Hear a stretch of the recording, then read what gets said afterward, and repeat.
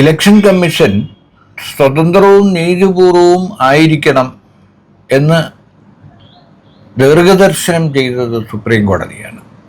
മലയാളി കൂടിയായ സുപ്രീം കോടതി ജസ്റ്റിസായിരുന്ന justice ജോസഫാണ് election കമ്മീഷൻ്റെ നിഷ്പക്ഷത ഉറപ്പാക്കാൻ വേണ്ടി ഇലക്ഷൻ കമ്മീഷനെ നിയമിക്കുന്നത് പ്രധാനമന്ത്രിയും അദ്ദേഹം നിയോഗിക്കുന്ന മന്ത്രിയും പ്രതിപക്ഷ നേതാവും അടങ്ങുന്ന സമിതി പോരാ, അവിടെ നിഷ്പക്ഷമായ ഒരു സാന്നിധ്യം കൂടി ഉണ്ടാവണം എന്ന് ആദ്യമായി ഉത്തരവിട്ടത്.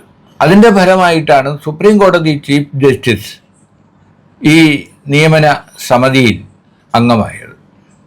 പക്ഷേ ആ വിധിയിൽ തന്നെ ജസ്റ്റിസ് MK ജോസഫ് പറഞ്ഞിരുന്ന ഒരു വിഷയമുണ്ട്. വേണമെങ്കിൽ കേന്ദ്ര സർക്കാരിന് നിയമനിർമ്മാണത്തിലൂടെ ഇതിൽ മാറ്റം വരുത്താം. പക്ഷെ അപ്പോഴും ഇലക്ഷൻ കമ്മീഷൻ്റെ നീതിപൂർവമായ പ്രവർത്തനത്തിനെ ഉറപ്പാക്കാനുള്ള നടപടികൾ ഉണ്ടാവണം.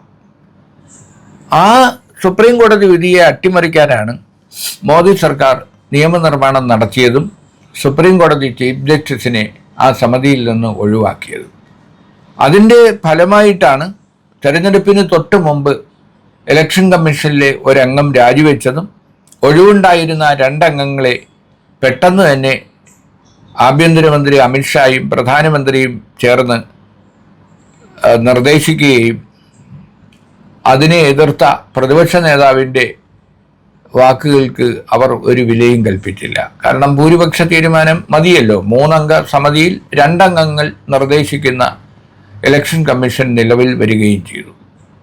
ഇലക്ഷൻ കമ്മീഷൻ ഈ തെരഞ്ഞെടുപ്പ് പ്രഖ്യാപിച്ച ഘട്ടം മുതൽ അവസാനിച്ച ഘട്ടം വരെയും ഇപ്പോൾ വോട്ടെണ്ണൽ നടക്കാൻ പോകുമ്പോഴും ഇലക്ഷൻ കമ്മീഷൻ്റെ നടപടികളെ സംശയത്തോടുകൂടിയാണ്, ആശങ്കയോടുകൂടിയാണ് ഇന്ത്യ മുന്നണി അടക്കമുള്ള പ്രതിപക്ഷ കക്ഷികൾ കാണുന്നത്.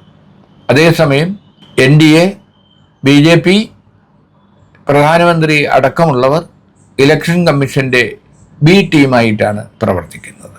കാരണം ഭരണഘടനാ സ്ഥാപനങ്ങളുടെ സുതാര്യതയും സത്യസന്ധതയും നിഷ്പക്ഷതയും എപ്പോൾ ചോദ്യം ചെയ്യപ്പെടുന്നു അപ്പോൾ പരാജയപ്പെടുന്നത് നമ്മുടെ ജനാധിപത്യമാണ്.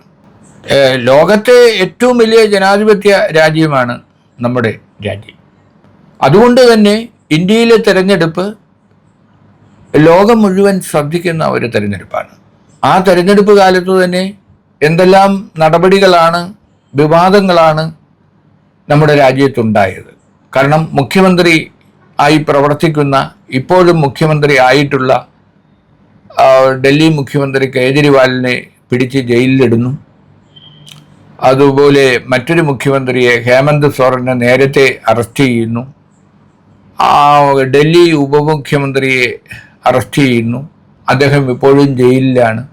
അങ്ങനെ പ്രതിപക്ഷ പാർട്ടികളുടെ നേതാക്കളെ, അവർ മന്ത്രിമാരും മുഖ്യമന്ത്രി ആയാൽ പോലും അവരെ നിസ്സാരമായ ആരോപണങ്ങളുടെ പേരിൽ ജയിലിൽ അടച്ചുകൊണ്ട് ആണ് ഈ തിരഞ്ഞെടുപ്പിനെ നേരിട്ടത്.